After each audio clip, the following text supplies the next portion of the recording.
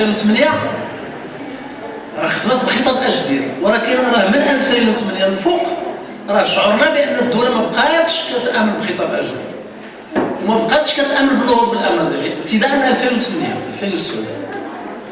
ولهذا كنا شاكين في 2011 واش غيكون الترسيم، ولهذا دخلنا في حركه 20 فبراير ورفعنا السقف وعلينا الخطاب ديالنا لاقصى حد ودرنا اكبر نسبه ديال اللقاءات مع مختلف الفاعلين الى اخره، واستغلينا الظرفيه ديال الحراك الشعبي باش نخرجوا الترسيم. ولكن عمليا شعرنا بان السلطه غيرت الراي ديالها في موضوع الامازيغيه ابتداء من 2008 2009.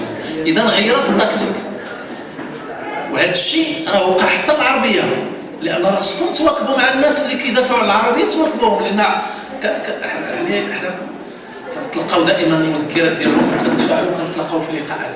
نفس المشكل، الدوله كتظاهر بانها مهتمه بالعربيه ولكن ما باغاش العربيه. الدوله الان عندها استراتيجيه او نقولوا خطه واضحه، التمكين للغه الفرنسيه والانفتاح للانجليزيه. هذه هي الخطه الحقيقيه ديال الدوله الان في موضوع اللغات. الامازيغيه والعربيه لغات ديال الهويه، لان الاخ طرح السؤال قال الدوله ما محدداش شنو بغات من التدريس الامازيغيه، راه ما محدداش حتى شنو بغات من العربيه. العربيه كتخدم بها تكتيكيا، ولكن شنو بغات من تدريس اللغه عمليا هي لغه هويه وليست لغه وظيفيه في مستويات اخرى. اللغه الوظيفيه فعلا هي اللغه الفرنسيه وربما مستقبلا اللغه الانجليزيه. رشيد بن مختار هذا الشيء على سجل الوزاره جا باش يرد المكان اللغه الفرنسيه وينفتح الانجليزيه. هذه هي السياسه اللي كاينه، ولهذا غادي القوانين التنظيميه دابا كنقراوها على هذا من خلال هذا المنظور، لانه يعني اكاديميه اللغه العربيه كتعلن هذه الدوله من 98 عمرها ما تدارت الى الان، ما تدارتش. وخرج مشروع ديال القانون التنظيمي كيقول ان المجلس الوطني للغات يضم اكاديميه اللغه العربيه وهي كاع ما كاينه الى الان، ما موجوداش. والناس العربيه كيقولوا فين هي هذه الاكاديميه الى غير ذلك.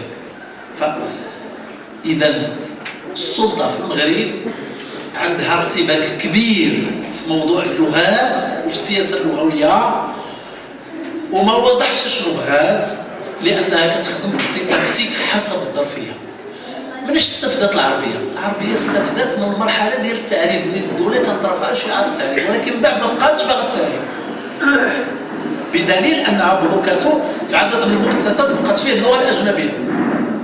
ورغم ان عبد الرحمن اليوسفي وعباس الفاسي وعدد من الوزراء الاولين وقبل منهم كاين مذكرات حول استعمال اللغه العربيه في عدد من المؤسسات، لم تفعل تلك المذكرات بحال كيف وقع الامازيغ الى الان. فهذا معناه كاين ارتباك في السياسه اللغويه، وما وضحش الدوله شنو بغات كيف قال الاخ، ولكن كاين دي تكتيك اللي كتقضي الدوله اغراض معينه في مراحل معينه بدون استراتيجيه واضحه ديال البناء. وهذا شيء مؤسف. علاش؟ لان الدوله ما كتواجه شيء الناس بالمعطيات الواقعيه، لانها مسؤوله على التردي ديال الواقع. الإرادة السياسية فيها الجهات العليا كيف قال واحد الآخر، فيها الحكومة. دابا اللي بان في مشاريع القوانين هو التواطؤ بين الجهات العليا والحكومة. كاين تواطؤ. في كيبان التواطؤ؟ التواطؤ كيبان في أن الأمازيغية ماشي شأن حكومي، هي شأن ملكي، والملك خلاها بن كيران يدير مشروع قانون. هنا كيبان التواطؤ. ما معناه؟ معناه أن الهيئات العليا إما باغا تحارب بن كيران بهذا القانون ديال الامازيغيه باش يتسمى انه سبب ديال الصداع، واما انها باغا تخلص من الامازيغيه وتسمى في بن كيران، ما تسماش في الجهه اللي كانت راعيه للسياسه ديال الامازيغيه، لان السياسه ديال الامازيغيه بغينا ولا كرهنا سياسه ملكيه من 2001 بل من 1994، لان عمر شي واحد ما هضر في الامازيغيه الا الملك الحسن الثاني في خطاب 20 غشت في يعني 94 او الملك محمد السادس. ولكن الحكومات المتعاقبه عمرها ما هضرت في موضوع الامازيغيه، كانت كتهرب من هذا الموضوع. اذا الامازيغيه سياسه ملكيه. كيفاش ولات السياسه ديال رئيس الحكومه اللي هو وزير حزبي ولا بوحدو كيدير المشروع ديالو؟ هذا ما يمكنش يديرو الا باشاره الهيئات العليا. مستحيل انه يقوم رئيس الحكومه يدير القانون ديال الامازيغيه اللي ما تعطاش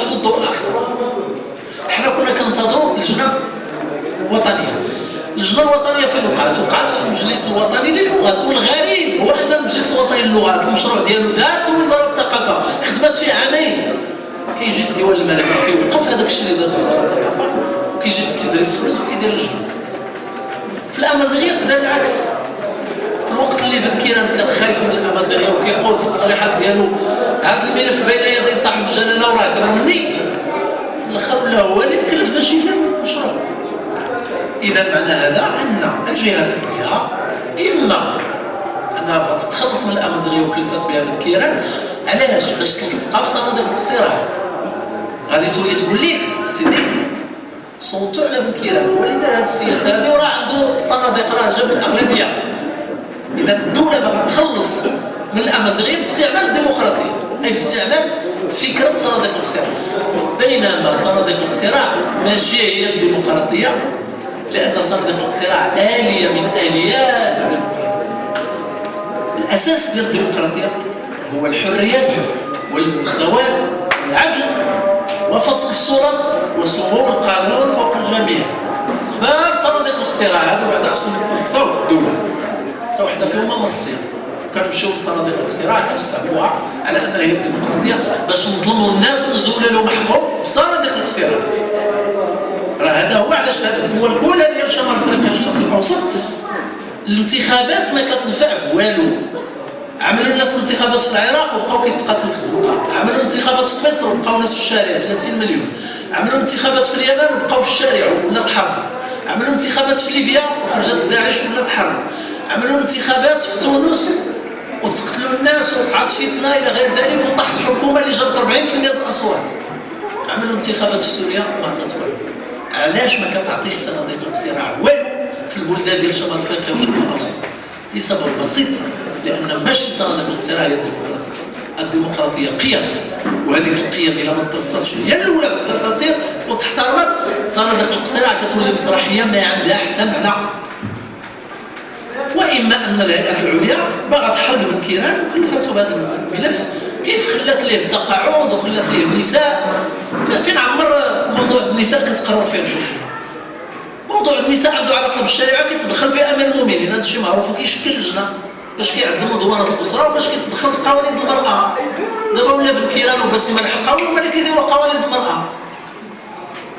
هذا شيء يعني غريب، لان الدوله عندها التزامات عليا، ومن الالتزامات العليا ديال الدوله تحقيق المساواه بين الجنسين، وقعت عليه في جنيف وفي المنتظم الدولي. والحكومات كتبدل ولكن التزامات الدوله لا تتغير.